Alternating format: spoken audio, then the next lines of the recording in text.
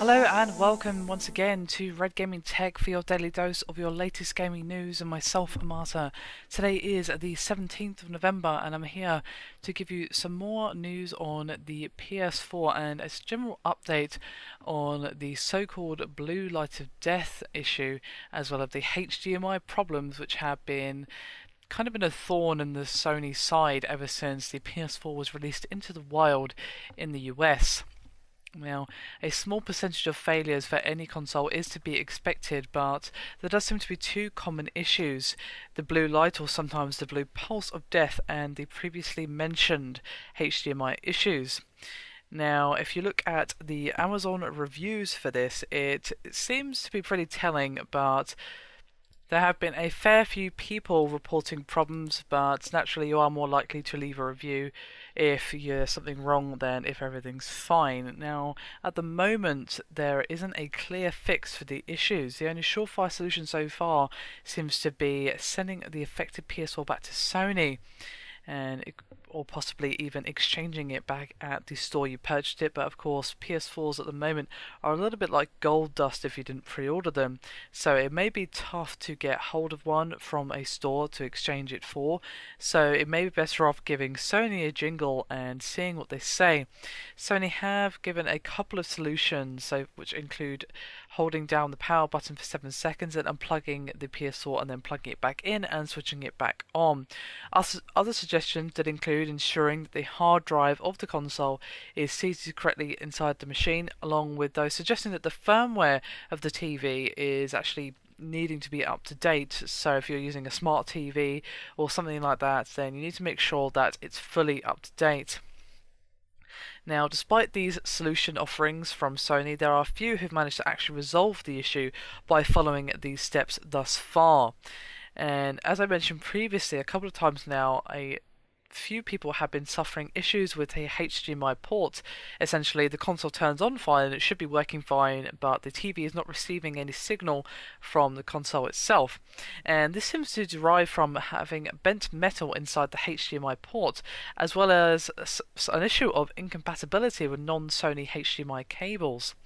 Now, some users have managed to fix the issue by taking the PS4's Day 1 patch, putting it on a USB stick and installing it that way. So there is that issue if you have, of course, the blue light of death or blue pulse of death problems, but of course if you can't actually see to install the thing, then yeah.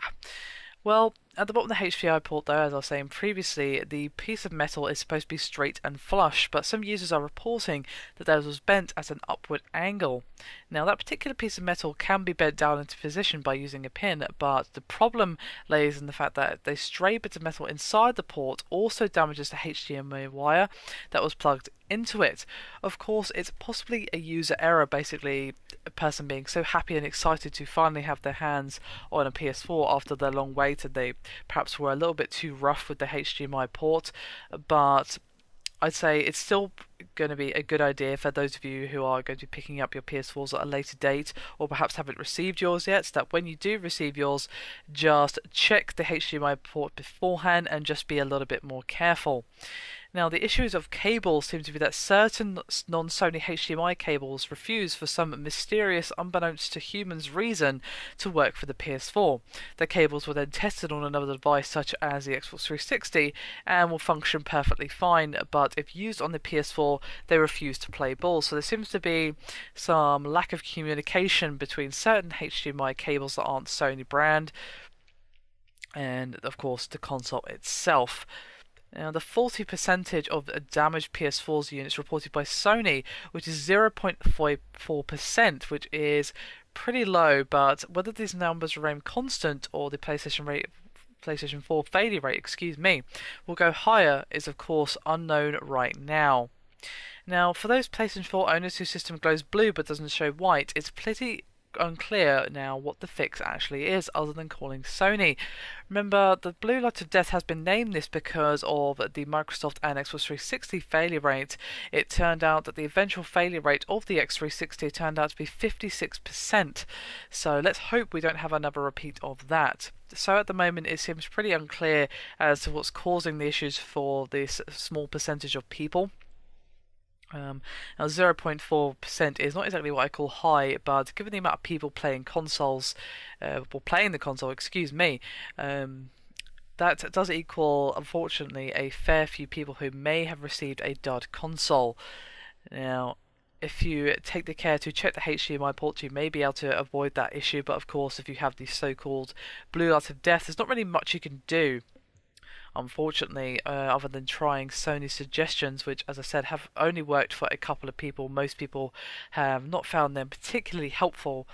So let's hope that Sony gets an official fix for this soon.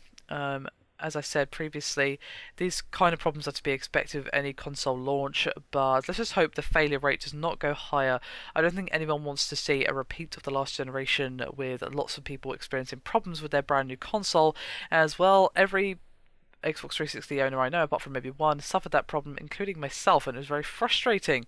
And what kind of made me rage at the time is that it just happened just before Assassin's Creed came out, and that was a game I'd wanted to play for a long time, and basically it left me waiting for a good few weeks to get it sorted out before I could actually play the game, which kind of annoyed me to no end. So let's just cross our fingers and hope that Sony finds a fix for these issues soon, or whatever manufacturing issue that is causing them ceases to be a factor after the initial launch run.